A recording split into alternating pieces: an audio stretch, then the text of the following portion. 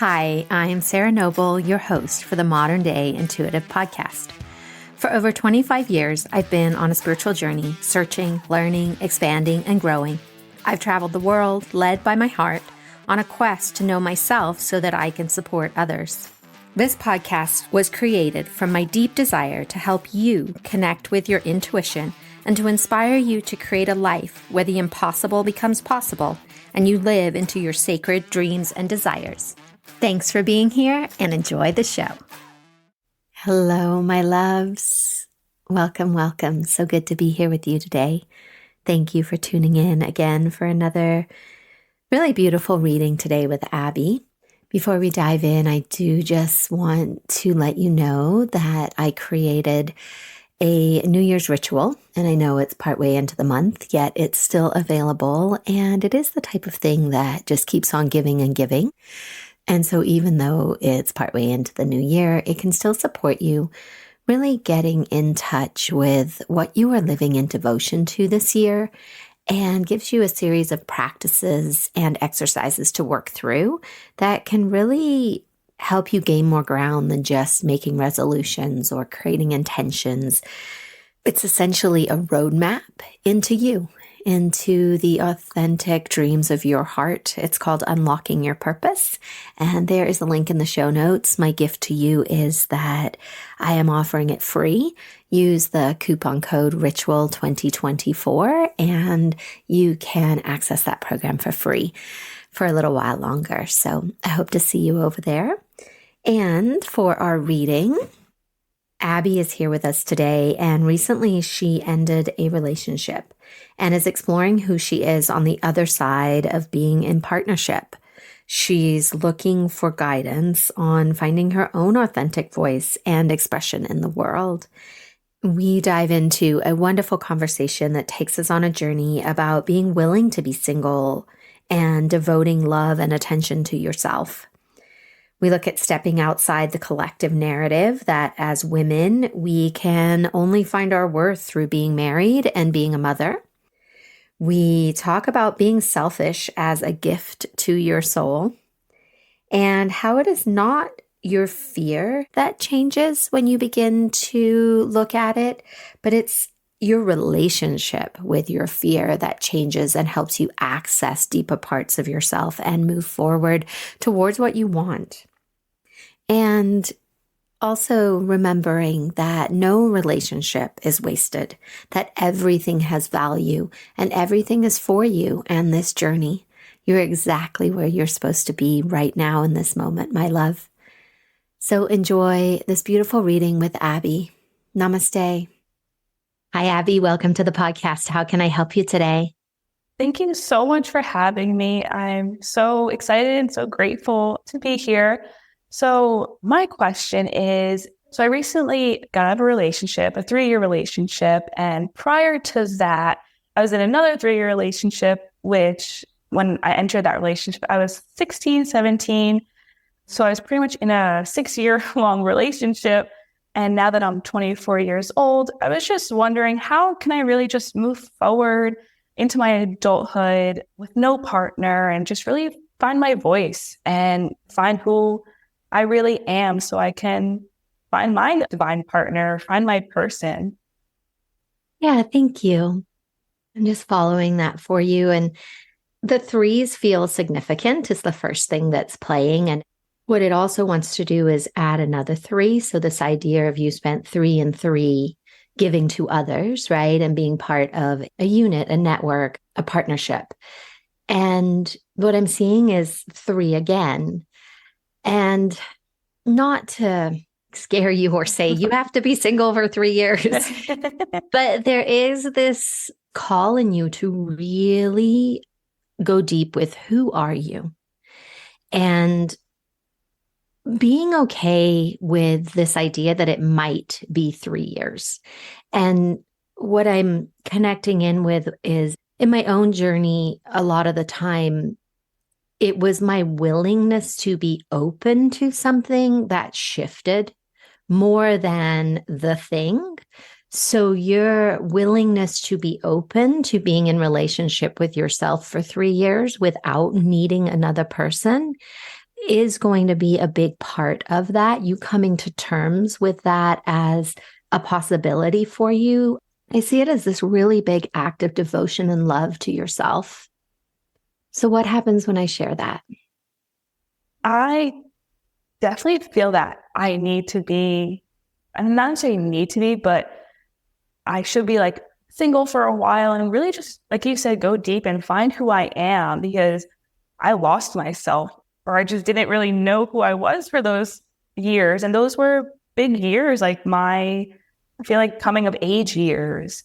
So I definitely can understand that. It's a little scary to say, oh, it's 3 years, because 3 years from now I'll be 27. And a couple of years ago, I thought, oh, maybe by 27, maybe I'll be like married or maybe at least engaged. But now I feel I just have more of an open mind and just feel that, okay, now it's time for me to just choose me and put myself first.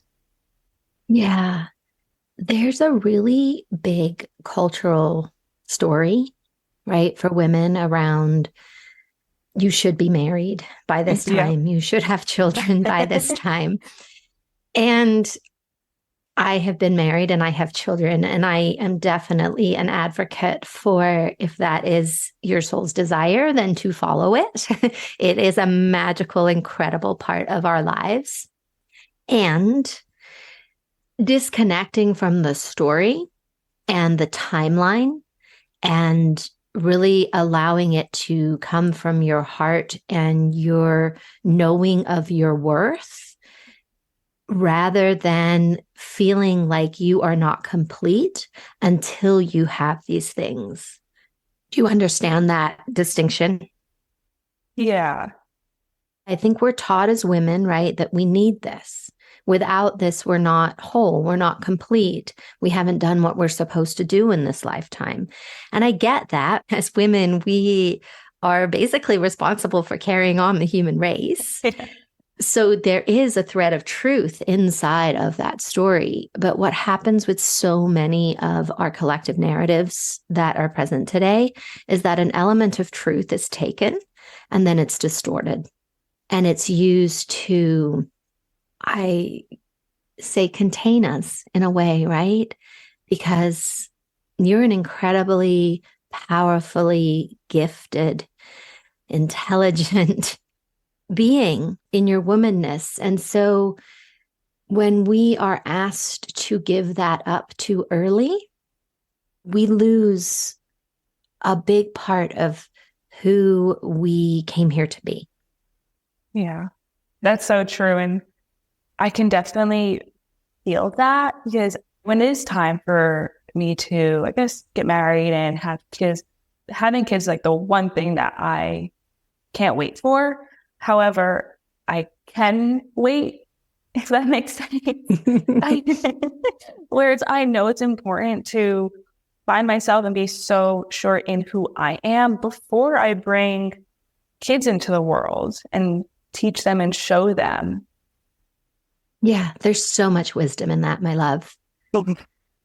In my own life, I had my children at 41 and 42. And I reflect back and joke, and because I feel at your age, I was a train wreck. Oh. So I would have not given my kids, right, the wisdom that I give them now. Right. And so for you to hold that already in your heart and know that, like, there's so much magic in that that's available for you as you're endeavoring on this path of who are you? And knowing that children are a yes for you in this lifetime, yet they're a yes for you when you can give them what you would love to give them. Exactly. Like my parents, they preached it where you have to be selfish. Like, this is your time to be selfish, to discover who you are. So then when the time comes, you can be fully present. Yeah. And I stand on this side of the adventure and say, yes, I agree with that. Where do you want to take this? Honestly, I'm not too sure. That's okay.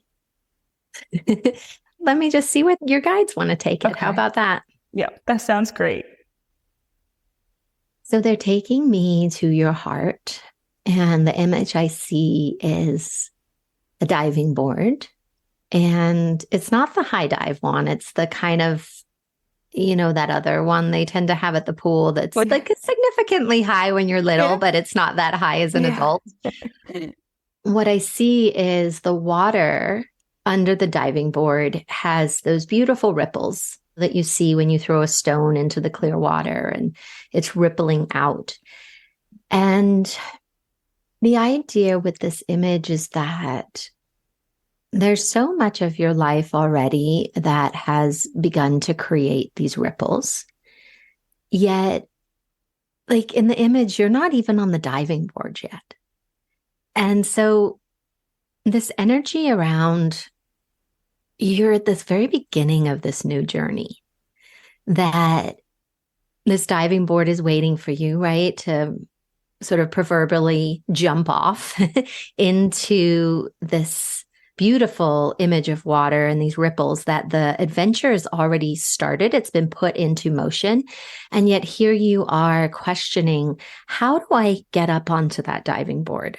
How do I jump into that life? It's like you can see that life that you want stretching out in front of you.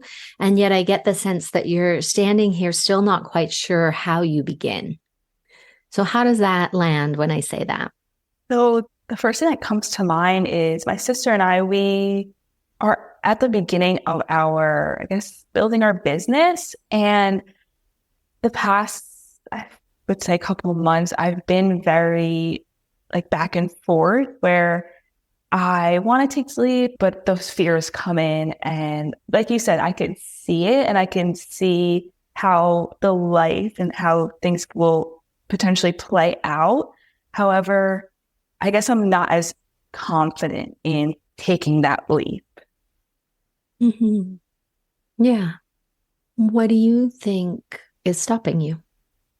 I think just the fears of definitely not knowing my worth.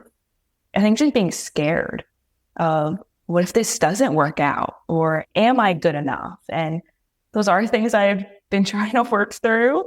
However, those little voices, they keep popping up. Yeah. And I think everybody listening who is on this entrepreneurial journey, or doesn't even have to be that, I mean, I think it's the journey of life, would be nodding their heads right now. Like, yeah, I have that exact same thought too. It's a very common collective thought that we're not good enough. We don't know enough. What if it doesn't work out? Like, they're so familiar. And what do you do when you hear those voices? I let them come up, but I don't really dive into them. I kind of just say, okay, I hear this, but I'm going to do X, Y, and Z to really just go into what we're working on. Yeah. Yeah, no, I love it. And what I love is that, we're talking about the diving board, and you use the metaphor to dive in. Yeah. I didn't even realize. Yeah. So there's so much richness in this place, my love. And what you're doing can be helpful, right? It's like, okay, fear, I'm not going to pay attention to you. I'm just going to keep stepping forward on my journey. And that is a viable tool. And what I have learned and seen so much progress and freedom come in my own life and other people's lives that I work with is when you actually get to know that fear, where you turn towards it, where you dive into the fear and really become familiar, because there's a lot of things that can happen in that place. And this fear that you have, it comes from somewhere. Part of it, right, is a collective narrative, yet it is heard by you because there is a level of belief inside you that allows it to stick, and not making you wrong in that at all. That's how it works for most of us. And when you have the ability to say, hey, fear, come over here. Let's get to know each other. Come a little closer. Tell me what really is happening. You can connect in with your body. Where does that fear live in your body? Does it have a sensation? Does it have a sound? Really take the time to recognize that that fear is just trying to be your friend. It's trying to be your ally, yet it's misguided. And so it is stopping you.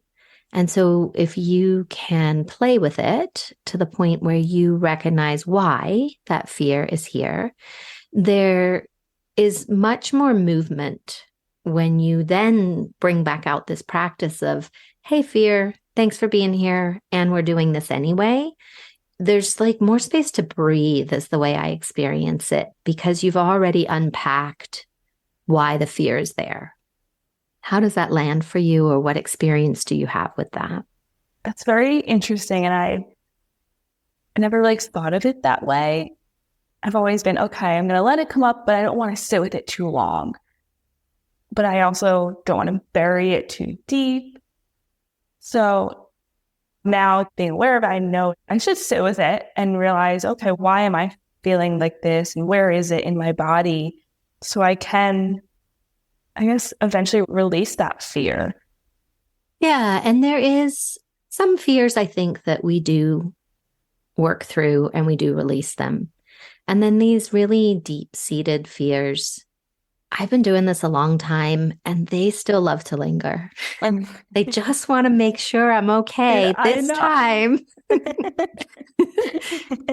And so it's not the fear in me that's changed. It's my relationship to the fear that's changed. That's interesting. Yeah, that's where the transformation lives. Thinking back to like when I was in grammar school, and I was a very shy kid. I was always the quiet one in class, never really spoke up or even raised my hand to just answer a question or just kind of say what was on my mind about whatever topic it was. And I never did that because I was scared. I was scared of either not being right or made fun of for saying the wrong thing, or just kind of the judgment. And that fear, I guess, changed to like now, oh, I'm fearful because I don't know if I'm good enough, or I don't know if I'm doing the right thing. Yeah. And right, that fear, that little girl, she's still inside you. And she still carries those same fears. And what happens is she projects them onto grown-up us. So when you're inside one of your moments, right, of making a decision to move forward, even though your fear is there, she's the one that wants your love and attention. She wants to know that it's going to be okay because she's still sitting in that desk, scared to raise her hand. And so grown-up you knows that, hey, I can raise my hand. I know what I'm doing. She's like, oh, no, Abby, no, please don't. It's too scary for me. Yeah. So I found really working and nurturing those young parts of ourselves, especially in those moments, right? When you're faced with that moment of fear, the beauty of becoming really familiar with your fear is that you notice it right away. You're like, oh, there's that feeling in my stomach and there's that thought in my head. Oh, hi, fear. Oh, I love you. Thanks for being here. When you really are connected and have a relationship like with a person, you have more ability to step outside of it in a way that is really going to be useful. It's not one where you're just ignoring it and you're going to have to see it again next time. When you learn to relate to it, and you can even in those moments have a practice of recognizing, oh, that's just my little girl. Come over here. Let me love you. Let me let you know everything's okay. Yeah, this is kind of scary. It's new. Wow. And I've got you. I'm never going to let anything happen to you. No one's going to make fun of you. Nobody's going to tell you you're wrong. Not when I'm around, because I got you. And we learn to have relationships like this with the parts of ourselves that are just so desperately wanting love from us. That is very important, like, to just go and sit with that younger girl and just nurture and give her the love and just like encourage her so that now in my adult life, I can just not be fearful. Or be afraid and still do what you want to do, even though the fear is there. Exactly. Yeah. I know there's teaching, right, about get rid of your fear and push it away and all the kind of harsher ways that I feel. And maybe for some people that works. Like I'm not knocking that, but just in my experience, that hasn't worked for me. What's really worked is the more tender inclusivity, right? Like your fear is a part of you. And essentially, if you're wishing away a part of you, it's like you're not going to wish away your big toe. Even if you stub it all the time and you're like, oh, big toe, what is wrong with you? You're not going to wish it away. And so I feel the same about all these parts of us, that they're still part of us. We just get to learn to peel back the conditioning that we live inside of why they're here with us right now.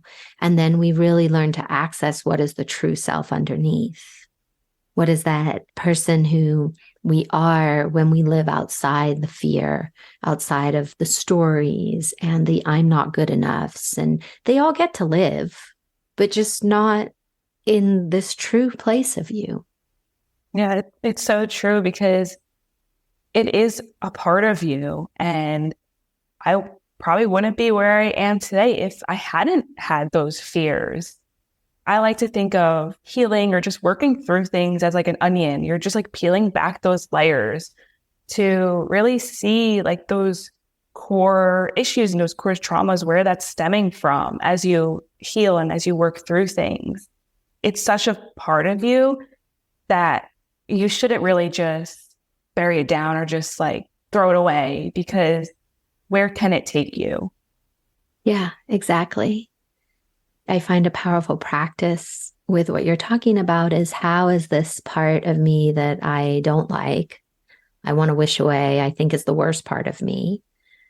How do I actually recognize that this is the best part of me?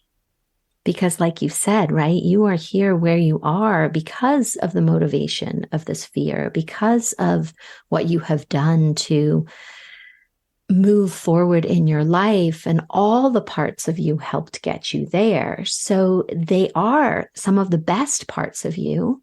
Just some of them are just misguided, but they have so much value. They have so much intelligence. And when we push that away, we're selling ourselves short on all the magnificence that we are, because we package it in these little parts that we say, oh, I don't like those. Exactly. And maybe if you open that box, like, what can you find? What is it that through those fears, what is it that you can cherish and take with you to inspire you or motivate you to maybe try something new? Yeah, there's so much wisdom alive in you. Thank you. So what do you see differently now?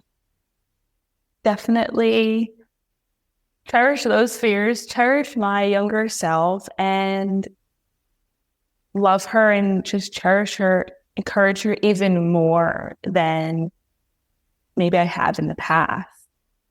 And I'm more motivated than I was before hopping on. Yeah, you're bringing me back to the diving board image and the connection, right? Like, even when I first started, I said, not the big high one, but the smaller one where you're not so afraid as a child or something along those lines. And so playing inside this metaphor of, well, maybe you're a little girl, right? Like you've been afraid to get up on that diving board, but maybe your little girl is like, wow, that's so cool. Let's do this. Like, and she can get excited about the fact that it's the diving board, and really play with her inside this metaphor and see what she shows you. Yeah. I just got chills as you said that. Oh, so beautiful, my love. What else are you taking away from our time today? To really just use this time for myself and just be selfish and don't push these lower, deeper feelings away. Just let them arise and maybe sit with them so I can discover what's there to maybe inspire me more. Yeah. Yeah. When you said that last piece, I got this sensation as in that inspiration for your business. Like there's nuggets in there for you, right? That you don't even know yet. That as you go to explore those, I see it as like fireworks coming out of that place that you are now willing to look at, that have been waiting. And it's like they're bringing out these new ideas and this energy that's available to you now, creative energy that was captured and held inside those moments and inside those memories and feelings, that it's like, oh yes, she's going to look here now. We're ready. So, wow, that's great. I'm definitely excited to just explore myself and see what I have to offer, I guess. Yeah. And one last note that they're dropping in is don't make yourself wrong for wasting time in relationships that didn't work out. That both of those relationships and the path you were on inside of them was exactly correct for you and were all part of what you're here to do, how you're here to move forward. They helped shape parts of you that you might not understand right now, but that you will see as your life unfolds why those relationships were necessary. There are some parts that I'm like, okay, he was in my life for this reason. But then there are other things like, I was so young, or why was I in this relationship? And so there are some questions that are left to discover. Yeah, I think the biggest piece I see for you right now is this opportunity to not be so hard on yourself. It's like this place of giving yourself the grace to remember how wise you are, which has shown up on this call already a number of times, right? That just because you don't understand the wisdom doesn't mean it wasn't there. And that to let yourself really just remember, like, okay, I don't understand, and that's okay. I know and trust that I am wise enough that those were not mistakes. All throughout my life, I've been so hard on myself, and I've always put so much pressure on myself, just going through school and all these different parts of my life.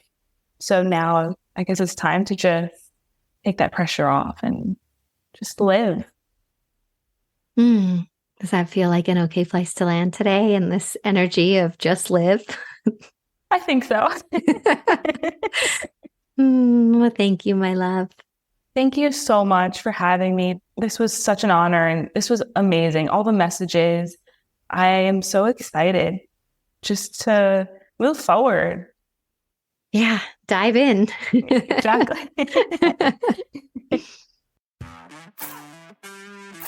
Thank you for being here today and making your personal and spiritual growth a priority in your life. To learn more about connecting with your dreams and your intuition so that you can create a life full of possibilities, visit me at www.sarahnoble.com and see how we can create magic together. A big thank you from my heart to yours for making the planet a better place for us all.